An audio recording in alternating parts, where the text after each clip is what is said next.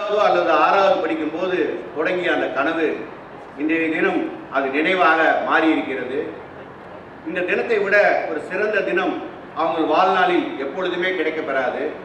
அத்தகைய ஒரு சிறப்பான தருணத்தை இங்கே இருக்கக்கூடிய மாணவர்களாகிய நீங்கள் உங்கள் பெற்றோருக்கு நீங்கள் ஏற்படுத்தி கொண்டிருக்கிறீர்கள்.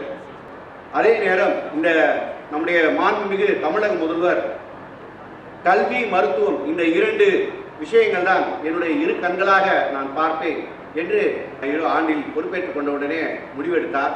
அந்த அடிப்படையிலே தமிழ்நாடு முழுக்க இன்றைய தினம் மருத்துவ கட்டமைப்பை எப்படி ஸ்டான்லி மருத்துவமனையிலே மருத்துவ கட்டமைப்பை வலுப்படுத்தியிருக்கிறோமோ அதே போல 38 மருத்துவமனையிலுமே தமிழ்நாடு முழுக்க மருத்துவ கட்டமைப்பை வலுப்படுத்தி இன்றைய தினம் மக்களுக்கு ஒரு சிறந்த மருத்துவத்தை வழங்கி கொண்டிருக்கக்கூடிய தாயுள்ளம் படைத்த தமிழக முதல்வர் அவர்களை இந்த நேரத்தில் நினைவு கூர்ந்து எங்களுடைய அதற்கு ஏற்ற ஈடு செய்யும் வகையிலே எங்களுடைய துறையினுடைய அமைச்சர் மிக சிறப்பாக செயல்பட்டு பல்வேறு மருத்துவக் கல்லூரிக்கும் ஒவ்வொரு மருத்துவக் கல்லூரிக்கும் 30 முறை 40 முறை சென்று அந்த வளர்ச்சியிலே ஒவ்வொரு வளர்ச்சியிலும் தன்னுடைய பங்கை செலுத்தி இந்த அளவுக்கு இந்த மருத்துவத்துறையை வளர்த்திருக்கிறார் என்றால் அந்த சாதனைக்கு சொந்தக்காரர் நம்முடைய முதல்வர் அவர்களும் நம்முடைய மருத்துவத்துறை அமைச்சர் என்று கூறி இந்த வெற்றி பெற்ற அனைத்து மாணவர்களுக்கும் வாழ்த்துக்களை கூறி நீங்கள் மென்மேலும் நன்றாக படித்து முதுகலை பட்டப்படிப்புகளை படித்து என்னுடைய ஒரே ஆசை எப்பொழுதெல்லாம் உங்களுக்கு வாய்ப்பு கிடைக்கிறதோ நீங்கள் பிறந்த கிராமத்திற்கு சிறந்த சேவை ஆற்ற வேண்டும் என்று கூறி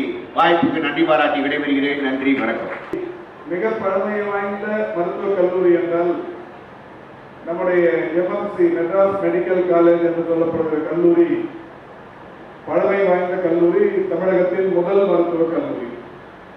அதற்கு அடுத்தாற்போல் பழமை வாய்ந்த 2வது பழமை வாய்ந்த மருத்துவக் கல்லூரி என்றால் அது ஸ்டான்லி மருத்துவக் கல்லூரி என்பது மகிழ்ச்சிக்குரிய ஒன்று.